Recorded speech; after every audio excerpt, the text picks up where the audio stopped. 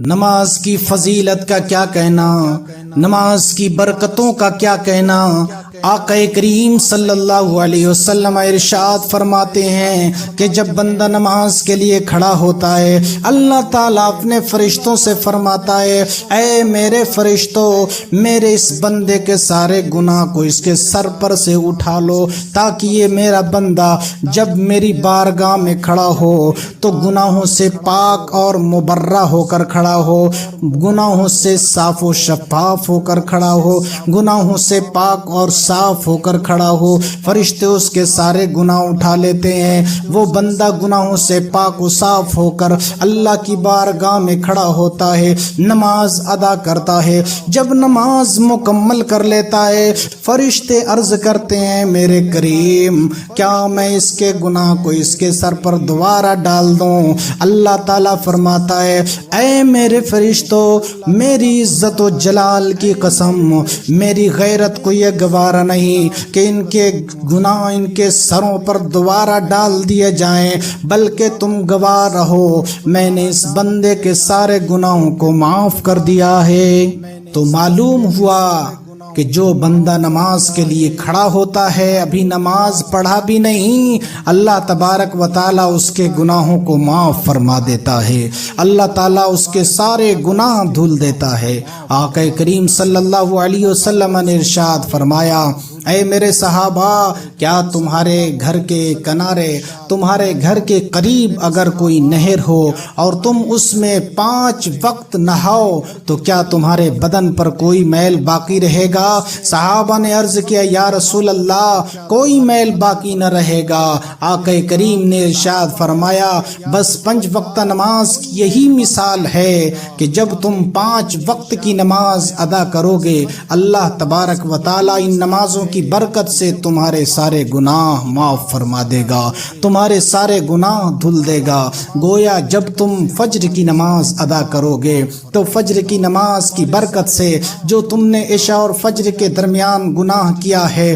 ان تمام گناہ کو اللہ تبارک و تعالی ختم فرما دے گا۔ اور جب تم ظہر کی نماز ادا کرو گے تو فجر اور ظہر کے درمیان جو تم سے گناہ ہو گیا، اللہ رب العزت ظہر کی نماز کی برکت سے وہ سارے گناہ دھل دے گا۔ جب تم عصر کی نماز ادا کرو گے تو ظہر اور عصر کے درمیان جو تم سے گناہ سرزد ہو گئے، اللہ رب العزت عصر کی نماز کی برکت سے وہ سارے گناہ ختم فرما دے گا۔ اور جب تم مغرب کی نماز ادا کرو گے تو عصر اور مغرب کے درمیان جو تم سے گناہ ہوا، اللہ رب العزت وہ سارے گناہ مٹا دے گا۔ اور جب عشاء کی نماز ادا کرو گے، مغرب اور عشاء کے درمیان جو تم نے گناہ کیا، جو تم سے گناہ ہو گئے، اللہ رب العزت عشاء کی نماز کی برکت سے وہ سارے گناہ ختم فرما دے گا۔ گویا جب تم 24 گھنٹے میں ان 5 وقتوں کی نماز کی ادائیگی کرو گے، ان 5 وقتوں کی نماز ادا کرو گے، اللہ تبارک و تعالی تمہارے سارے گناہ، ہر بال سے گناہ کو ختم فرما دے گا، ہر عضو سے گناہ کو ختم فرما دے گا۔ بلکہ بندہ مومن کی تو یہ شان ہے اور اللہ تعالیٰ کے یہ کرم ہے کہ جب بندہ مومن وضو کرتا ہے تو وضو کرتے کے ساتھ ہی اللہ تعالیٰ اس کے اعضاء سے سارے گناہ ختم فرما دیتا ہے۔ تو یہ نماز کی برکتیں ہیں، یہ نماز کی فضیلت ہے، نماز کی بڑی اہمیت ہے۔